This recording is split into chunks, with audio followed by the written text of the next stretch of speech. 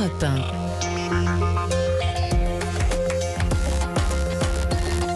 1. C'est l'heure des experts sur Europe 1. Nicolas Bouzou pour l'économie dans un instant. Bonjour Nicolas.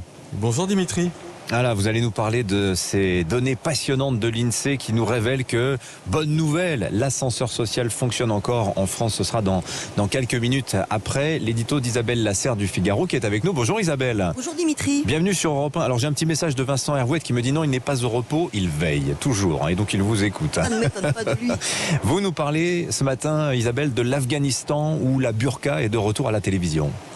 Et oui Dimitri, les femmes afghanes ont perdu leur combat et ont dû rentrer dans le rang un jour seulement après avoir défié l'ordre des talibans qui les obligeaient à revêtir la burqa. Les présentatrices des chaînes de télévision afghanes sont apparues le visage entièrement couvert, ne laissant apparaître que les yeux. Leur résistance n'a pas duré plus de 24 heures face aux pressions du redoutable ministère de la promotion de la vertu et de la prévention du risque. La porte ou la burqa, voilà l'unique choix réservé aux femmes journalistes aujourd'hui en Afghanistan. Depuis le retour au pouvoir en août dernier, les talibans ont annulé les uns après les autres les rares droits arrachés par les femmes depuis qu'ils avaient été chassés du pouvoir en 2001. Les filles ont été bannies de l'école, les femmes interdites d'emploi public. La mixité n'est plus possible dans les parcs de Kaboul et les femmes n'ont à nouveau plus le droit de prendre un avion sans être accompagnées d'un homme de leur famille. Le conseil des talibans à leur égard est sans ambiguïté. Restez à la maison. On disait pourtant, Isabelle, que les talibans, ils le disaient eux-mêmes, ils ont changé. Eh bien, c'est ce que les Américains qui voulaient solder le dossier afghan avaient cru, ou plutôt fait mine de croire. Les talibans 2021, sponsorisés par le Qatar et réhabilités par les États-Unis, n'étaient plus les mêmes. La preuve ? Ils avaient même promis un gouvernement inclusif. Inclusif, ce terme tant à la mode en Occident, pour désigner l'ouverture politique, mais si difficile à appliquer, surtout dans les dictatures et les sociétés tribales, surtout aussi vis-à-vis des femmes.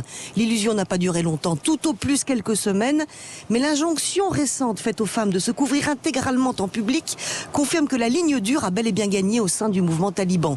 Le camp des politiques, favorable à des compromis avec la communauté internationale sur les droits des femmes, a été mis en minorité par la ligne ultra rigoriste du chef suprême, le Mollah Akhundzada. Le message est désormais tout à fait clair.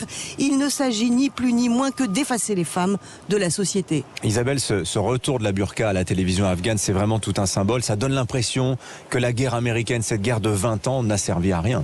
En tout cas, Dimitri, le retour de l'interdiction pour les femmes de montrer leur visage en public révèle effectivement l'ampleur de l'échec de l'intervention américaine. Quand les talibans ont été renversés à l'automne 2001, souvenez-vous, les Occidentaux avaient fait de la suppression de la burqa le grand symbole de l'époque nouvelle qui s'annonçait.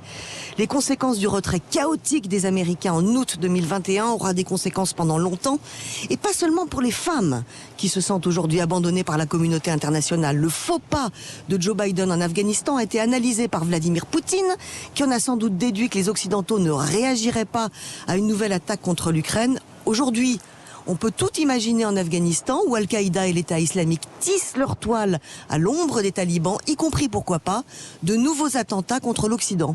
Signature Isabelle Lasserre du Figaro. Merci Isabelle. À demain.